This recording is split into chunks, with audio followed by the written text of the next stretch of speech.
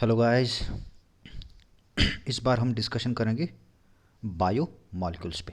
तो bio molecules ये एक ऐसा टॉपिक होगा जो हर एक टॉपिक से रिलेट करेगा। यानी बायोलॉजी में ऐसा कोई टॉपिक नहीं होगा जो बायो मॉलिक्यूल से रिलेट नहीं करता होगा। यानी प्लांट्स उनके मेटाबोलाइट्स, एनिमल्स उनके रिएक्शंस, या फिर सेल सेल में जितने भी मेटाबॉलिक रिएक्शंस फॉर्म होंगे वो सारे के सारे बायो मॉलिक्यूल के हिसाब से फॉर्म होंगे। ठीक, तो एनडीए के हिसाब से या फिर नीट के हिसाब से ये टॉपिक इंपॉर्टेंस ही दिखाएगा।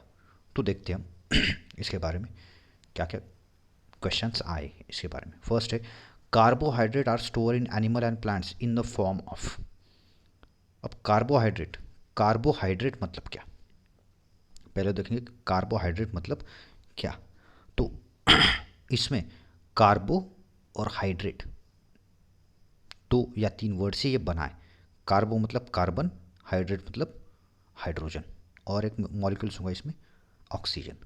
यानी कार्बोहाइड्रेट में अगर कार्बन, हाइड्रोजन और ऑक्सीजन किसी भी कंपोनेंट्स में अगर ये होगी तो हम उसे क्या कहेंगे, कार्बोहाइड्रेट। कार्बोहाइड्रेट में कार्बन, हाइड्रोजन, ऑक्सीजन होगा, कंफर्म होगा।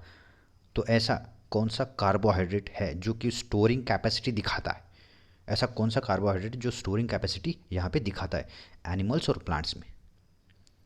ठीक, ये पूछा है क्वेश्चन में, ये पूछा है। तो ऑप्शन देखिए, सेल्यूलोज, ग्लूकोज, रिस्पेक्टिवली। अब ये जो वर्ड है रिस्पेक्टिवली, यहाँ पे ये मायने रखेगा। तो रिस्पेक्टिवली मतलब क्या होगा कि एनिमल से ये होगा और प्लांट से ये होगा। इसका मतलब क्या होगा, रिस्पेक्टिवली, एक के बाद एक। ठीक, तो यहाँ पे हम देखेंगे कि अब देखिए, carbohydrate are store in animal and plant in form of cellulose and glucose. यहाँ पे ग्लूकोज जो है ये मोनोसैकेराइड। यहाँ पे ग्लूकोज क्या है, मोनोसैकेराइड। यहाँ पे ग्लूकोज क्या है, मोनोसैकेराइड। इसमें मोनोसैकेराइड मतलब भी कार्बोहाइड्रेट है। अब मोनो मतलब क्या होगा, सिंगल। मोनो मतलब क्या होगा, वन, सिंगल। सैकेराइड, सैकेराइड मतलब ग्लूकोज, सैकेराइड मतलब ग्लूकोज। अब सैकेराइड ये नाम कैसे दिया, तो सैकेराइड ये नाम आया सैक्करम ऑफिसिनालिस, जो बॉटनिकल नेम है शुगर केन का। जो बॉटनिकल नेम होगा शुगर केन का, इसलिए सैकेराइड्स कहेंगे। अगर एक ग्लूकोज मॉलिक्यूल होगा तो उसे मोनोसैकेराइड कहेंगे। अगर दो ग्लूकोज मॉलिक्यूल हो गए तो डाइसैकेराइड कहेंगे। तीन ग्लूकोज मॉलिक्यूल हो गए तो ट्राइसैकेराइड कहेंगे। और बहुत सारे अगर ग्लूकोज मॉलिक्यूल हो गए तो इन्हें क्या कहेंगे, पॉलीसैकेराइड। इन्हें क्या कहेंगे, पॉलीसैकेराइड। तो ग्लूकोज से बनने वाला यूनिट दोनों होगी, यानी एनिमल में भी ग्लूकोज होगा, प्लांट में भी ग्लूकोज ही होगा, लेकिन इनसे जो कंपोनेंट्स बनेगा वो अलग अलग होगा। एनिमल्स और प्लांट में ये अलग अलग यहाँ पे होगा। तो सेल्यूलोज, सेल्यूलोज भी क्या होगा, इसी से बना होगा। सेल्यूलोज भी इसी से बना होगा, लेकिन कॉम्पैक्ट फॉर्म ये भी प्लांट में मिलेगा। यानी अगर दोनों अगर प्लांट में मिल रहा है तो एनिमल में मिलेगा क्या, दोनों अगर प्लांट में मिल रहा है तो एनिमल में क्या मिलेगा। तो एक्चुअली ग्लूकोज है, इसलिए ये ऑप्शन यहाँ पे हम निकाल सकते हैं यहाँ पे। तो अगर इसके हिसाब से देखा जाए तो फर्स्ट ऑप्शन यहाँ पे रॉन्ग होगा। सेकंड अगर देखा जाए, starch and glycogen respectively, starch and glycogen respectively, तो ये एक हो सकता है। अब रेस्पेक्टिवली यहाँ पे कहा है तो ये ऑप्शन भी गलत होगा, क्योंकि एनिमल में स्टार्च प्रेजेंट नहीं होगा और प्लांट में ग्लाइकोजन प्रेजेंट नहीं होगा। हाँ, हम ऐसा बोल सकते कि ये प्लांट में स्टार्च प्रेजेंट होगा और एनिमल में ग्लाइकोजन प्रेजेंट होगा, हम ऐसा बोल सकते। तो अगर ऐसा होता तो ये सही होता, ऐसा होता तो ये सही होता, लेकिन यहाँ पे ऐसा दिया नहीं है। तो रिस्पेक्टिवली ये जो कहा है इसकी वजह से ये ऑप्शन भी क्या होगा, गलत होगा। नेक्स्ट अगर देखें तो स्टार्च एंड ग्लूकोज। अब स्टार्च और ग्लूकोज, ग्लूकोज की वजह से ये कैंसिल हो जाएगा। ग्लूकोज है मोनोसैकेराइड और स्टार्च क्या है, पॉलीसैकेराइड। स्टार्च क्या है, पॉलीसैकेराइड। अगर कोई भी प्लांट का प्रोडक्ट आप खाते हो तो उसमें मोस्टली स्टार्च होगा, स्पेशली बीट या फिर स्टेम वाला पार्ट, जिसे हम पोटैटो कहेंगे। पोटैटो अगर खाएंगे तो पोटैटो एक रिच सोर्स होगा स्टार्च का, रिच सोर्स होगा स्टार्च का। तो ये प्लांट का स्टोरिंग कैपेसिटी दिखाएगा स्टार्च। तो ये सी ऑप्शन भी यहाँ पे गलत होगा। डी ऑप्शन अगर देखिए तो सेल्यूलोज और ग्लाइकोजन ये एक हो सकता है, लेकिन सेल्यूलोज ये स्टोरिंग कैपेसिटी नहीं करेगा एनिमल्स में, और ग्लाइकोजन प्लांट्स में नहीं होगा। तो ऑप्शन कौन सा सही होगा भाई? यहाँ पे ये क्वेश्चन ही गलत दिया है शायद से।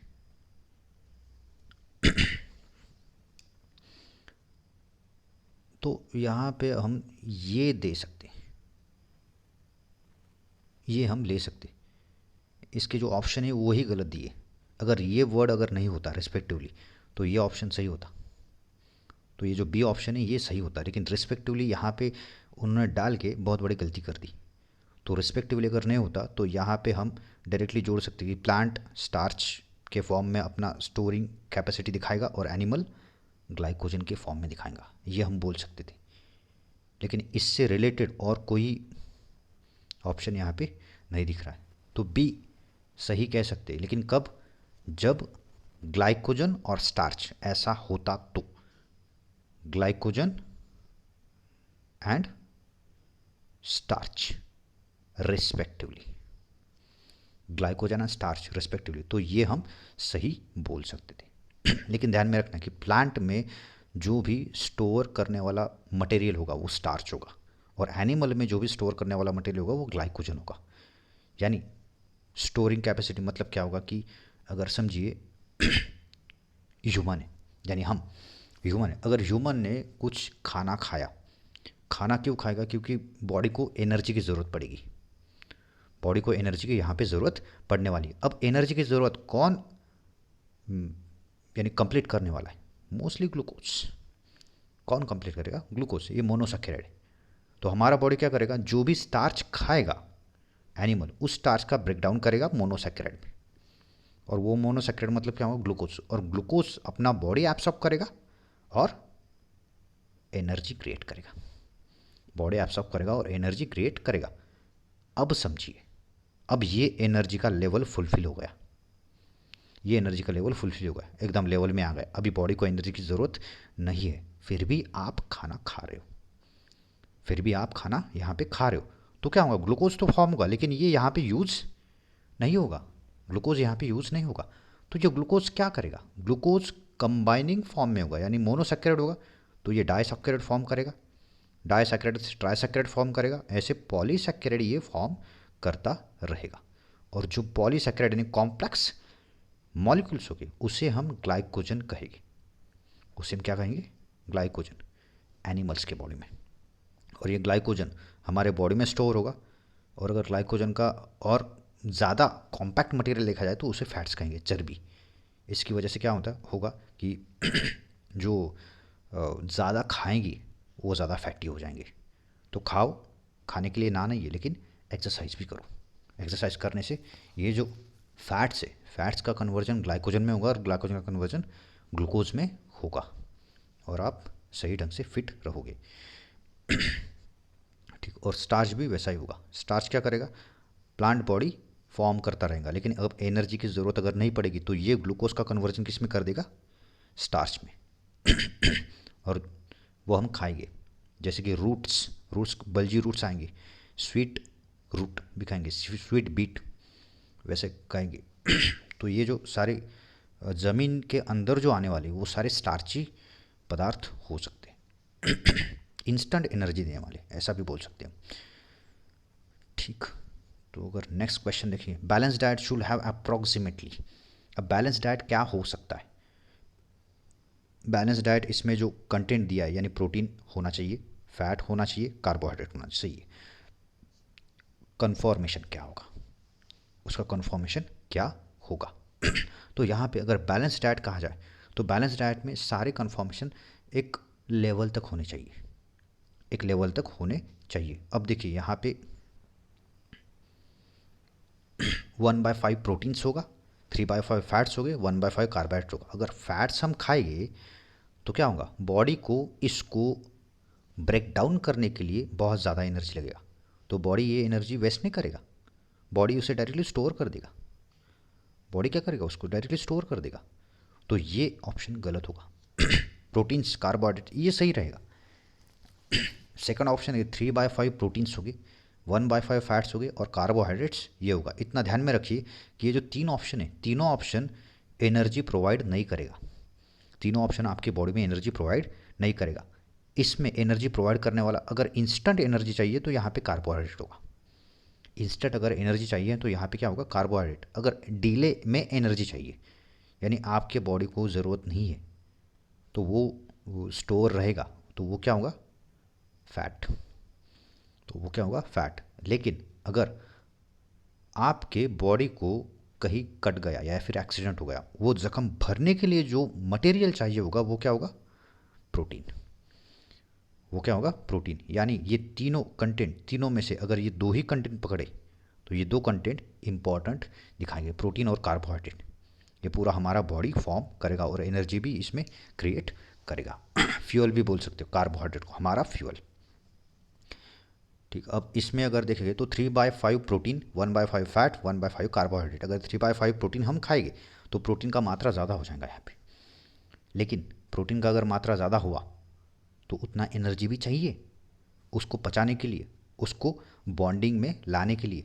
तो एनर्जी तो उतना तो मिल नहीं रहा है, 1/5 ही मिल रहा है कार्बोहाइड्रेट में। यानी 5 अगर कंपार्टमेंट लिए, 1 2 3 4 और 5 कंपार्टमेंट लिए, तो इसमें सिर्फ एक कंपार्टमेंट कार्बोहाइड्रेट होगा, एक कंपार्टमेंट फैट होगा और ये तीनों कंपार्टमेंट प्रोटीन होंगे। ये बैलेंस डाइट नहीं होगा। थर्ड अगर देखेंगे 1/5 प्रोटीन, यानी यहाँ पे क्या होगा, फिफ्थ नंबर का, ठीक है। 1/5 प्रोटीन मतलब ये एक प्रोटीन का होगा, ठीक, ये एक फैट का होगा और 3/5 कार्बोहाइड्रेट। ये सही ऑप्शन हो सकता है, ये सही ऑप्शन हो सकता है। यानी कार्बोहाइड्रेट बॉडी के लिए ज़रूरी होगा एनर्जी प्रोडक्शन के लिए। अब कार्बोहाइड्रेट से जो एनर्जी नहीं मिलेगा, ऐसा नहीं कि जितना आप कार्बोहाइड्रेट खाओगे वो सारा कार्बोहाइड्रेट डाइजेस्ट होगा आपके डाइजेस्टिव सिस्टम से, ऐसा कभी नहीं होगा। डाइजेस्ट होगा तो ठीक है, नहीं होगा तो वो नहीं होगा। नहीं होगा तो क्या होगा, वो कॉम्प्लेक्स कार्बोहाइड्रेट होगा और वो कहाँ से निकल जाएगा, एनस से बाहर निकल जाएगा, ठीक। लेकिन मोस्टली कार्बोहाइड्रेट जो होंगे वो हमारा बॉडी डाइजेस्ट कर देगा with the help of enzymes, with the help of enzymes, ठीक। तो ये एक ऑप्शन सही ले सकते हैं हम। अगर थर्ड देखेंगे डी, 1/2 प्रोटीन। अब यहाँ पे 4 के हिसाब से दिया है, तो यहाँ पे हम सिर्फ 4 कंपार्टमेंट लेंगे, ठीक है। 1/2 प्रोटीन, ये एक प्रोटीन होगा, 1/4 फैट और एक 1/4 कहाँ चला गया, ये कहाँ चला गया, ये ऑप्शन ही गलत है, ये डी ऑप्शन ही गलत। तो सही ऑप्शन कौन सा होगा, यहाँ पे सी। यहाँ पे सही ऑप्शन कौन सा होगा, सी, कि 1/5 प्रोटीन कि 5 में से एक कंपार्टमेंट प्रोटीन का होगा, एक कंपार्टमेंट फैट का होगा और 3 कंपार्टमेंट कार्बोहाइड्रेट के होंगे। 1:1:3 ऐसा रेशो भी आप दे सकते हो, 1:1:3 ऐसा रेशो भी आप दे सकते हो। एक जो प्रोटीन का होगा, एक फैट्स का होगा और एक कार्बोहाइड्रेट का होगा। क्लियर है, ठीक। नेक्स्ट अगर देखिए, विच one among the following statement about the healthy diet is correct. अभी अभी ये क्वेश्चन जो हुआ, इस क्वेश्चन से आपको एक आइडिया आ गया होगा कि हेल्दी डाइट मतलब क्या होगा। देखेंगे क्वेश्चंस क्या है, ऑप्शन क्या है। Regular eating of high energy snacks between meal is healthy since it's provide energy and vitamin is plenty, ठीक। इसमें एनर्जी तो ज़्यादा होगा, सही है। जो आप हाई स्नैक्स खाओगे, स्नैक्स में एनर्जी मिलेगा, लेकिन वो डाइजेस्ट करने के लिए भी आपके बॉडी में उतना एनर्जी चाहिए। यानी ये स्नैक्स का कन्वर्जन फैट्स में ना हो जाए। मोस्टली ऐसा ही होता है, स्नैक्स खाते हो और एक जगह पे बैठ जाते हो विदाउट एक्सरसाइज, तो क्या होता है कि बॉडी उतना फिट नहीं रहता है और उसका कन्वर्जन फैट्स में हो जाता है। तो ये शायद से नहीं होगा। Providing energy and vitamin in plenty, उसमें अगर विटामिन्स या फिर प्रोटीन्स भी होगी तो भी यहाँ पे स्नैक्स जो होगा वो सही ढंग से आपकी बॉडी को कवर नहीं करेगा। स्नैक्स में क्या होगा, ऑयली कंटेंट ज़्यादा होगा। सेकंड अगर देखा जाए तो fruits and vegetables make a good choice because their energy content is high. अगर फ्रूट्स और वेजिटेबल्स आप खाओगे, सिर्फ फ्रूट्स और वेजिटेबल्स, तो आपको मोस्टली कार्बोहाइड्रेट मिलेगा, मोस्टली कार्बोहाइड्रेट मिलेगा, विटामिन्स मिलेगा, मिनरल्स मिलेगा, लेकिन अब विटामिन्स और मिनरल्स यहाँ पे प्रोटीन में आएगा तो प्रोटीन इतना ज़्यादा नहीं मिलेगा। फ्रूट और वेजिटेबल्स, आप सिर्फ फ्रूट और वेजिटेबल्स ही खाओगे तो आपको फाइबर्स की भी ज़रूरत पड़ने वाली है यहाँ पे। अब फाइबर्स फाइबर्स मतलब क्या होगा, रोटी खाओगे आप अगर रोटी खाते हो तो उससे तो ग्लूकोज कंटेंट आपके बॉडी का तो भर ही जाता है, लेकिन जो अनयूज पार्ट होगा रोटी में जो अनयूज पार्ट होगा वो पार्ट आपके डाइजेस्टिव सिस्टम को क्लियर करता जाएगा, वो पार्ट आपके डाइजेस्टिव सिस्टम को साफ करते जाएगा इन शॉर्ट। ठीक है, यानी आपका डाइजेस्टिव सिस्टम क्लियर रहेगा उसकी वजह से। तो यहाँ पे फाइबर इंपॉर्टेंट होगा। तो सी ऑप्शन अगर देखेंगे, a balance diet must contain plenty of fats, ये गलत है, फैट्स दिया तो ये गलत है, and proteins with litre carbohydrate and fibres. अगर ये इसका अगर रिलेशन पिछले वाले क्वेश्चन से लाओगे तो ये ऑप्शन ही गलत होगा। अगर डी देखेंगे, an optimal quantity of fat protein carbohydrate with adequate amount of water and fibre make a healthy diet, सही है, इसमें ये वाटर एंड फाइबर आ गया, यानी हम इन दोनों में रिलेट कर सकते थे। यानी अगर ये भी गलत होता तो ये सही होता। क्लियर है, अगर डी ऑप्शन यहाँ पे नहीं होता, कुछ और होता, तो हम इसे सही मानते, बी को सही मानते, लेकिन बी से भी तगड़े ऑप्शन यहाँ पे दिए डी में। तो डी में क्या क्या दिया है यहाँ पे देखिए, optimal quantity of fat protein carbohydrate, ठीक है, कुछ एक हद तक फैट प्रोटीन कार्बोहाइड्रेट होने चाहिए, उसमें वाटर भी होना चाहिए और फाइबर्स भी होने चाहिए, वाटर और फाइबर्स भी होने चाहिए, ये होगा हेल्दी डाइट। डी यहाँ पे एग्जैक्टली करेक्ट होगा, डी यहाँ पे करेक्ट होगा। ठीक, अगर नेक्स्ट देखेंगे, after diagnosis of disease in a person, अगर एक पर्सन डॉक्टर के पास गया, उस डॉक्टर ने डायग्नोस किया मतलब ढूंढा उसके बॉडी में क्या है, the doctor advise the patient iron and folic acid tablet.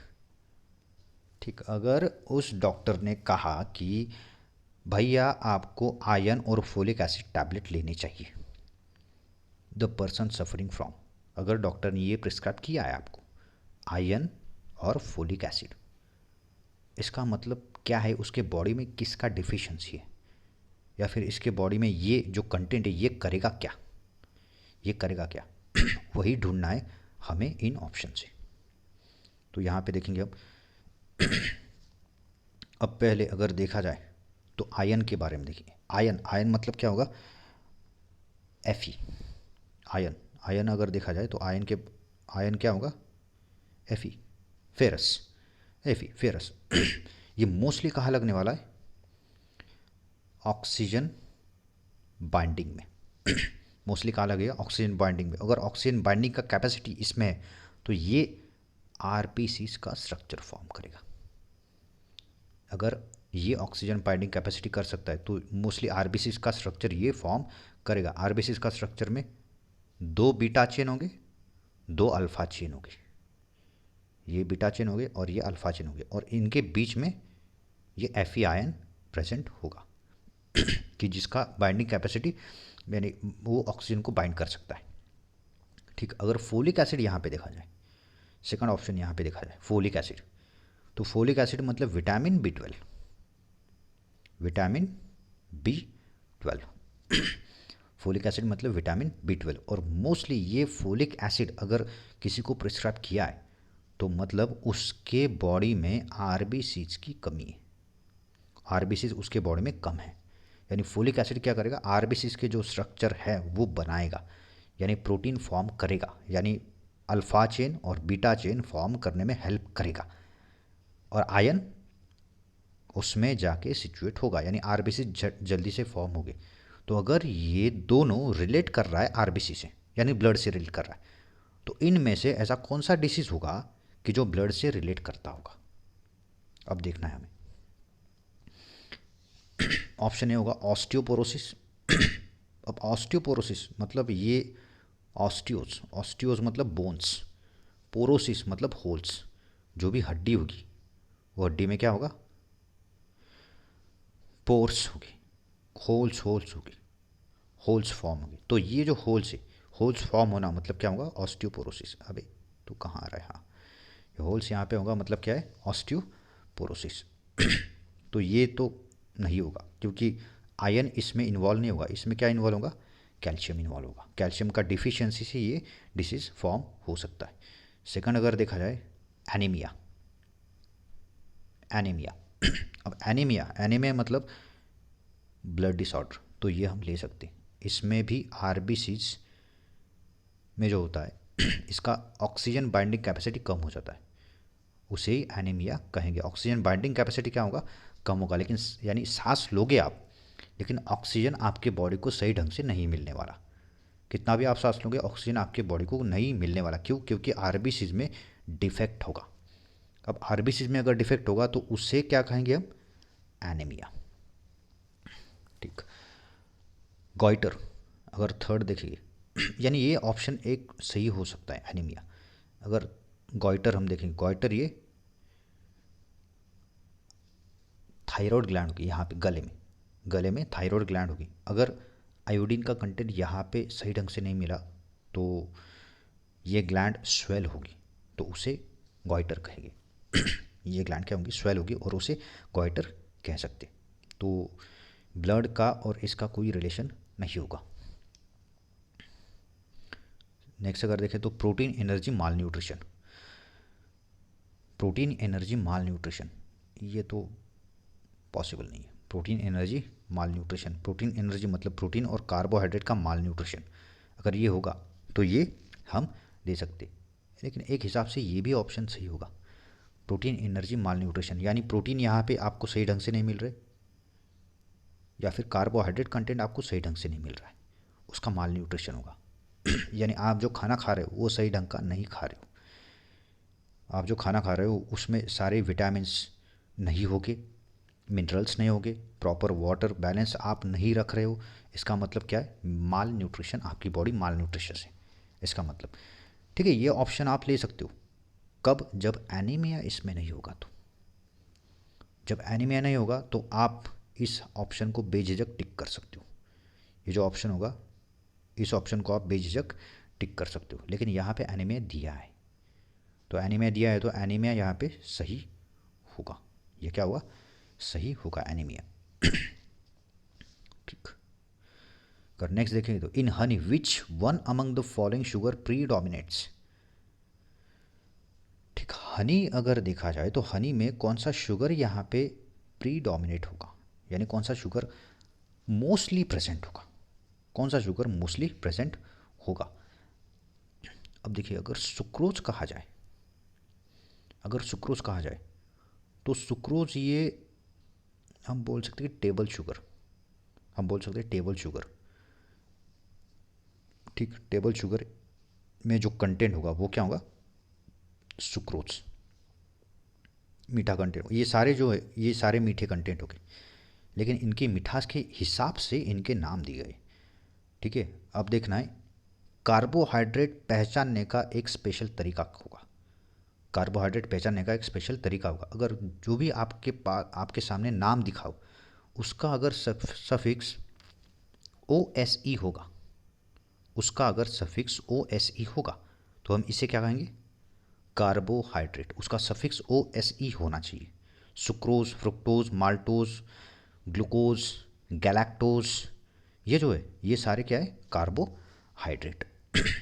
तो यहाँ पे पहले सुक्रोज, सुक्रोज तो शुगर केन से हम डायरेक्टली निकालेंगे, शुगर केन से निकालेंगे, तो ये हनी में नहीं होगा। ठीक है, ये हनी में नहीं होगा, यानी होगा लेकिन एक्चुअली ये प्रीडोमिनेट नहीं होगा। ये होगा लेकिन प्रीडोमिनेट नहीं होगा। अगर देखा जाए फ्रुक्टोज, फ्रुक्टोज मतलब फ्रूट शुगर, जो मोस्टली फ्रूट्स में होता है। फ्रुक्टोज मतलब फ्रूट्स में ये होगा, तो ये शुगर यहाँ पे प्रेजेंट होगा। फ्रुक्टोज यानी अगर हनी का कंटेंट देखा जाए तो हनी में दो कंटेंट यहाँ पे मिलेंगे, यानी sucrose plus fructose, sucrose plus fructose ये दोनों मिला के हनी का स्वीटनेस बनेगा, यानी शुगर केन से भी मीठा हनी लगने वाला है। शुगर केन से भी मीठा हनी लगेगा। और फ्रुक्टोज यानी फ्रूट शुगर, इसमें वो कंटेंट होगा कि जो इसेंस दे सकता है, उसमें इसेंस भी होगा फ्रुक्टोज में, जैसे सुक्रोज में यहाँ पे इसेंस नहीं होगा। अगर देखा जाए नेक्स्ट गैलेक्टोज, गैलेक्टोज मतलब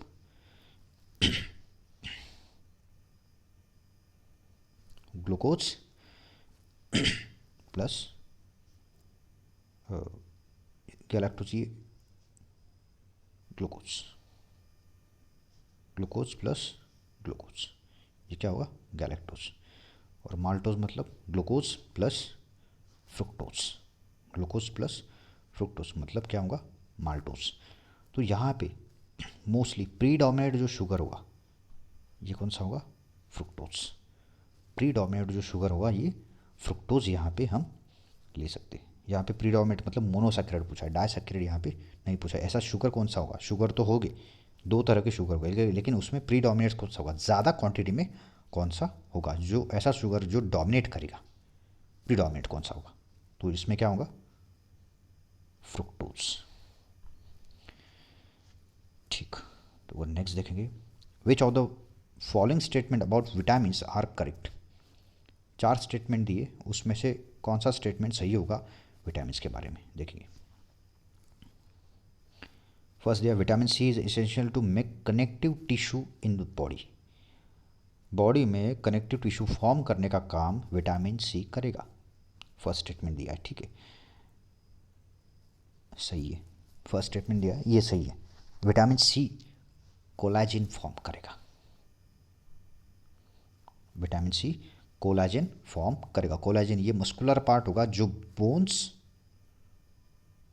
प्लस मसल्स को जोड़ने वाला है, बोन्स और मसल्स को जोड़ने वाला जो पार्ट होगा कोलाजिन वो विटामिन सी से फॉर्म होगा। अगर विटामिन सी की कमतरता होगी तो आपके बोन्स के दो पार्ट में, यानी जहाँ पे जॉइंट होगा, जहाँ पे ये ऐसा जॉइंट होगा तो ये जॉइंट नहीं दुखेगा विटामिन सी की वजह से, लेकिन बोन का फ्लेक्सिबिलिटी जो होगा, ये जो मसल्स है इन मसल्स का वर्किंग कोलैप्स हो जाएगा, यहाँ पे इन मसल्स का वर्किंग यहाँ पे कोलैप्स होगा। आपके हाथ दुखेंगे, पैर दुखेंगे, जॉइंट्स आपके नहीं दुखेंगे, लेकिन मसल्स यहाँ पे दुखेंगे, सूजन बहुत ज़्यादा आएंगी विटामिन सी की कमतरता से। ठीक, ये एक हो सकता है। ये vitamin D is needed for synthesis of I pigment, अबे यहाँ पे अगर ए होता तो आई पिगमेंट को हम मान सकते थे, यहाँ पे विटामिन डी दिया है, ये तो कैल्शियम से रिलेट करेगा विटामिन डी, तो ये ऑप्शन क्लियरली गलत होगा। Vitamin B12 help in mall nutrition, sorry maturation है, क्या है, हाँ vitamin B12 help in maturation of RBCs, ये शायद से हमने पिछले क्वेश्चन में देखा था। विटामिन B12 को फोलिक एसिड भी कहेंगे, फोलिक एसिड, इसे फोलिक एसिड भी कहेंगे।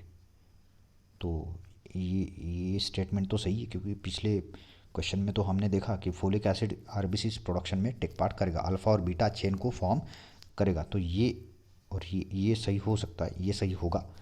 Vitamin C is required to make use of calcium absorbed from the intestine.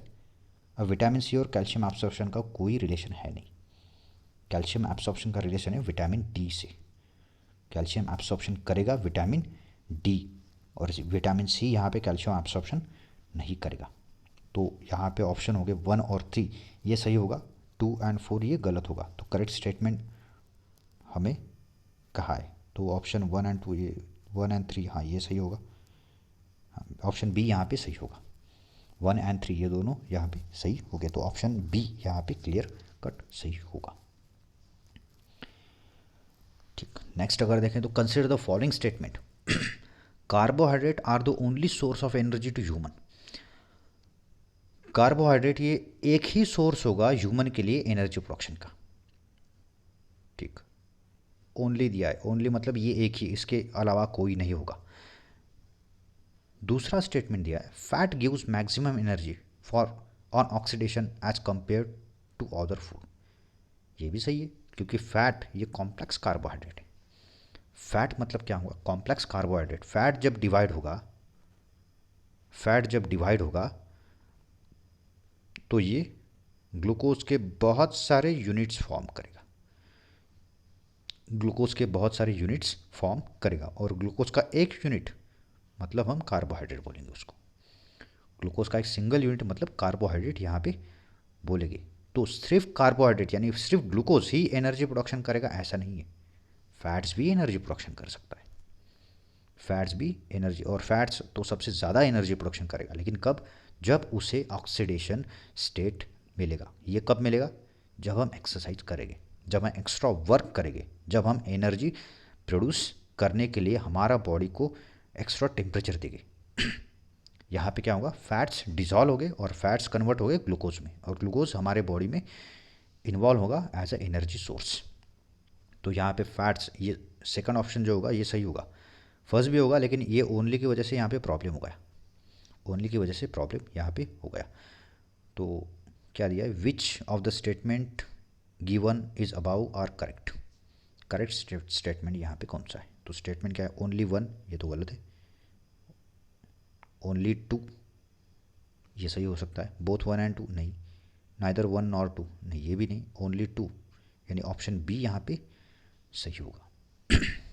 ठीक, नेक्स्ट अगर देखें तो precursor of which one of the following vitamins come from beta carotene. Beta carotene, अब ये नाम दिया कैरोटीन, कैरोटीन मतलब कोई कलर, कैरोटीन मतलब कलर, ऑरेंज या फिर रेड कलर।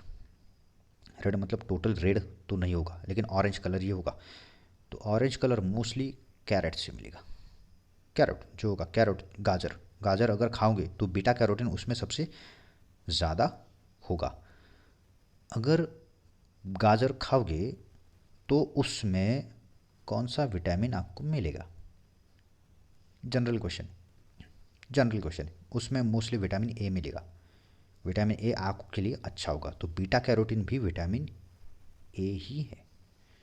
बीटा कैरोटीन मतलब विटामिन ए ही है। तो बीटा कैरोटीन का प्रिकर्सर जो होगा वो विटामिन ए होगा, प्रिकर्सर। अब प्रिकर्सर मतलब क्या, प्रिकर्सर मतलब अगर ये कोई मॉलिक्यूल से कि जो बॉडी को यूज़फुल है लेकिन अभी यूज़फुल नहीं है, ये बॉडी के लिए यूज़फुल है लेकिन कब, जब किसी मॉलिक्यूल से ये कंबाइन होगा तब, जब किसी मॉलिक्यूल से ये कंबाइन होगा तब ये होगा। तो इस मॉलिक्यूल को क्या कहेंगे, प्रिकर्सर। इस मॉलिक्यूल को क्या कहेंगे, प्रिकर्सर। ये प्रिकर्सर क्या है, बीटा कैरोटीन, बीटा कैरोटीन। और विटामिन ए क्या है, ये वाला सॉरी उल्टा बोल दिया हमने। विटामिन ए क्या है, प्रिकर्सर, और ये क्या है, बीटा कैरोटीन। ठीक, यानी दोनों मिलेंगे तो हम बोले कि विटामिन ए हमारा बॉडी कैप्चर कर रहा है। ये अगर होगा, दोनों हो गए तो विटामिन ए यहाँ पे कैप्चर, हर एक विटामिन का प्रिकर्सर होगा हमारी बॉडी में। तो अगर धूप में खड़े रहेंगे तो विटामिन डी मिलेगा, तो विटामिन डी धूप से थोड़ी हमारे बॉडी में जाएगा, वो सिर्फ उस प्रिकर्सर को एक्टिवेट करेगा। वो सिर्फ क्या करेगा, उस प्रिकर्सर को एक्टिवेट करेगा, और विटामिन डी हमारे बॉडी में ऑटोमेटिकली क्रिएट होगा। ठीक। अगर यहाँ पे विटामिन सी देखा जाए तो इसे अस्कॉर्बिक एसिड भी कहेंगे, इसे अस्कॉर्बिक एसिड भी कहेंगे। मोस्टली ये मसल्स प्रोडक्शन में भी काम करेगा, जो हमने पहले देखा मसल्स प्रोडक्शन में। ठीक। विटामिन डी कैल्सीफेरॉल भी कहेंगे, ये कैल्शियम से रिलेट होगा। और विटामिन के क्विनिन भी कहेंगे, या फिर फाइलोक्विनिन भी कहेंगे उसको। ये मोस्टली जो ब्लड क्लॉटिंग होगा उसमें ये काम आएगा विटामिन के। अगर विटामिन के की डिफिशियंसी होगी तो क्या होगा कि हमारा जो ब्लड है वो क्लॉट फॉर्म नहीं करेगा।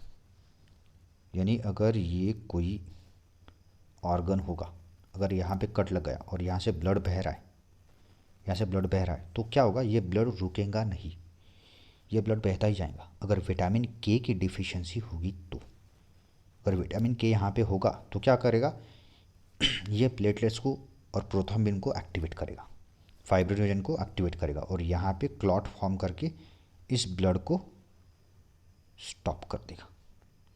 यहाँ पे क्लॉट फॉर्म करके इस ब्लड को स्टॉप कर देगा और इंटरनल मैकेनिज्म सही ढंग से चलेगा। तो विटामिन के यहाँ पे इंपॉर्टेंस से दिखाएगा ब्लड क्लॉटिंग में। विटामिन ए आई से रिलेटेड होगा, विटामिन सी स्किन और मसल से रिलेटेड होगा, विटामिन डी बोन से रिलेटेड होगा। तो बीटा कैरोटीन ये किससे रिलेट करेगा, विटामिन ए से, तो ऑप्शन ए यहाँ पे सही रहेगा। नेक्स्ट अगर देखें तो which one of the following vitamin is synthesise in our skin, कौन सा विटामिन ऐसा है कि जो हमारे स्किन में सिंथेसाइज होगा। अब हमारे स्किन में फॉर्म होने वाला विटामिन कौन सा है, तो मोस्टली अगर स्किन से रिलेट करेंगे तो जो भी हम खाना खाएंगे वो तो पहले ब्लड में मिक्स होगा, वो तो डायरेक्ट स्किन में आएगा नहीं। तो स्किन से यानी बाहर से ऐसा कौन सा विटामिन है जो डायरेक्ट स्किन पे गिर के वो विटामिन फॉर्म कर रहा है, बताने की ज़रूरत नहीं है। Vitamin D, sunlight, sunlight directly आपकी स्किन पे गिर रहा है और उसकी वजह से विटामिन डी फॉर्म हो रहा है, विटामिन डी। बाकी विटामिन बी, ए और सी ये टोटल डाइजेस्टिव सिस्टम से ही आपके बॉडी में एब्सॉर्ब होने वाले। सिर्फ एक विटामिन डी ही होगा जो आपके बॉडी से यानी डाइजेस्टिव सिस्टम से ग्रैब हो सकता है कुछ ही कंटेंट में, लेकिन सबसे ज़्यादा अगर देखेंगे तो स्किन से ये एब्सॉर्ब होगा। ठीक, नेक्स्ट देखें, match the column first and second and select the correct answer using the code given below. अच्छा ये कोड दिया है, ठीक है, ये कोड्स दिए, इन कोड से हमें ये दिखाना है। तो protein, carbohydrate, nucleic acid, lipids और nitrogen base and pentose sugar, fatty acid and glycerol, monosaccharide, amino acid. ठीक है, अगर मैच द फॉलोइंग आया आपको तो एक काम करना है कि किसी भी एक जोड़ी को आप लगा के देखना है जो आपको परफेक्ट पता है, जो आपको परफेक्ट पता है। अब देखिए कार्बोहाइड्रेट यानी मोनोसैकेराइड ये पता है आपको, कार्बोहाइड्रेट मोनोसैकेराइड ये पता है, यानी बी का 3 ऑप्शन करेक्ट है, एकदम सही है। बी का 3 ऑप्शन ये सही है। अब बी का 3 ऑप्शन एक तो इसमें भी आ रहा है डी में और दूसरा ए में भी आ रहा है, तो अब कन्फ्यूजन हो रहा है। ठीक, अब देखेंगे फैटी एसिड और ग्लिसरॉल ये भी तो है, ये भी तो लिपिड है। अब डी का 2 किस में है, डी का 2 किस में है, डी का 2 ये इसमें और इसमें नहीं है, यानी ये ऑप्शन गलत है। तो ये ऑप्शन सही हो सकता है, हो सकता है मतलब है ही, ये ऑप्शन क्या होगा, सही होगा। तो डी ऑप्शन यहाँ पे सही होगा। तो देखेंगे डी ऑप्शन कैसे सही होगा। प्रोटीन, अमाइनो एसिड सही है, अमाइनो एसिड का लिंक मतलब क्या होगा, प्रोटीन्स। अमाइनो एसिड का लिंक मतलब क्या होगा, प्रोटीन। दो अमाइनो एसिड के बीच में जो बॉन्ड होगा उसे क्या कहेंगे, पेप्टाइड बॉन्ड, पेप्टाइड बॉन्ड, उस बॉन्ड को क्या कहेंगे, peptide bond. Amino acid form करेगा आरएनए और आरएनए डेवलप होगा डीएनए से, और डीएनए किस में होगा, सेल में। तो डीएनए एक ऐसा स्टेबल मॉलिक्यूल होगा कि जो अनस्टेबल मॉलिक्यूल फॉर्म करेगा जिसे आरएनए कहेंगे, और आरएनए रिएक्शन करके अमाइनो एसिड फॉर्म करेगा और उसका चेन ये फॉर्म करेगा। अब चेन मतलब क्या होगा, प्रोटीन्स, चेन मतलब प्रोटीन्स, और ये प्रोटीन हमारे बॉडी में डिफरेंट टाइप का वर्क करेंगे, जैसे कि विटामिन्स, विटामिन प्रोडक्शन ये भी होगा, या फिर स्किन, कई सेल डिवीजन करना है तो भी प्रोटीन होगा, सेल का ग्रोथ करना है तो भी प्रोटीन लगेगा, हाइट बढ़ाना है तो भी प्रोटीन लगेगा, कोई एंजाइम या फिर हार्मोन सीक्रेट करना है तो भी यहाँ पे प्रोटीन लगने वाला है। ठीक, कार्बोहाइड्रेट मतलब मोनोसैकेराइड, ये तो बताया, कार्बोहाइड्रेट मतलब मोनोसैकेराइड, डाइसैकेराइड भी हो सकता है, ट्राइसैकेराइड भी हो सकता है, लेकिन पॉलीसैकेराइड यहाँ पे हो सकता है, कार्बोहाइड्रेट भी हो सकता है, लेकिन इससे भी कॉम्पैक्ट मटेरियल लिपिड्स हो गए, उससे भी कॉम्पैक्ट मटेरियल क्या होगा, लिपिड्स, यानी फैटी एसिड और ग्लिसरॉल, ये क्या होंगे, मोस्टली कॉम्पैक्ट मटेरियल, इन्हें स्टेरॉइड्स भी कहेंगे, इन्हें क्या कहेंगे, स्टेरॉइड्स भी कहेंगे, कि ये हमारे बॉडी में जाएंगे, लेकिन अगर प्रॉपर एनर्जी वहाँ पे मिला तो ही ये डाइजेस्ट होंगे, नहीं तो हमारे बॉडी में वो साइड इफ़ेक्ट भी दिखा सकते हैं। हमारे बॉडी में साइड इफेक्ट, अगर नेचुरल स्टेरॉइड्स कहेंगे तो टेस्टोस्टेरोन, एस्ट्रोजन, ये जो होंगे ये नेचुरल स्टेरॉइड्स होंगे, हमारे बॉडी खुद बनाएगा। ये कब बनाएगा, जब स्पर्म प्रोडक्शन या फिर ओवा प्रोडक्शन होगा, तब ये हमारा बॉडी फॉर्म करेगा। देखा होगा कि कोई बंदे जिम में जाते तो वहाँ पे डब्बे मिलते, कुछ डब्बे मिलते स्टेरॉइड्स के, वो अगर वो लेंगे तो वहाँ यानी उनके मसल्स बहुत ज़्यादा बढ़ जाएंगे। तो मसल्स बढ़ेंगे, किसकी वजह से बढ़ेंगे, स्टेरॉइड्स की वजह से। वो उतना एनर्जी वहाँ पे नहीं लगाने वाले, लेकिन स्टेरॉइड्स क्या करेगा, वो एनर्जी ऑटोमेटिकली उनके मसल्स को प्रोवाइड करेगा, अगर थोड़ा भी वहाँ पे एनर्जी उनको मिला तो। लेकिन अगर आपने स्टेरॉइड्स खाए और वहाँ पे उतना एनर्जी फॉर्म नहीं किया, यानी घर में ही बैठे बैठे रहे, तो वो आपके बॉडी में साइड इफ़ेक्ट फॉर्म करेगी। ठीक, अगर देखें न्यूक्लिक एसिड, न्यूक्लिक एसिड ये क्या करेगा, नाइट्रोजन बेस से ये फॉर्म करेगा। ठीक, nitrogen base and pentose sugar से न्यूक्लिक एसिड फॉर्म होगा, पेंटोज शुगर, और यहाँ पे फॉस्फेट भी होगा। Without phosphate nucleic acid form नहीं हो सकता। ठीक, फॉस्फेट भी होगा, लेकिन नाइट्रोजन बेस पेंटोज शुगर ये रिलेट करेगा न्यूक्लिक एसिड से, ये रिलेट करेगा न्यूक्लिक एसिड से। और न्यूक्लिक एसिड प्रोटीन भी होगा, न्यूक्लिक एसिड प्रोटीन भी यहाँ पे होगा। ठीक, रिलेट करना है, कौन सा किससे रिलेट कर रहा है, कौन सा सब्सटेंस किससे बना है, ये पूछा है। तो ऑप्शन डी यहाँ पे सही रहेगा, सॉरी ऑप्शन डी यहाँ पे सही रहेगा। ठीक, ओके। अगर इस वीडियो में अगर कोई प्रॉब्लम हुआ तो प्लीज़ कमेंट कीजिए, और अगर किसी भी ऑप्शन में कोई प्रॉब्लम होगा तो कमेंट कीजिए। अगर पसंद आए तो सब्सक्राइब कीजिए, लाइक कीजिए। Thank you.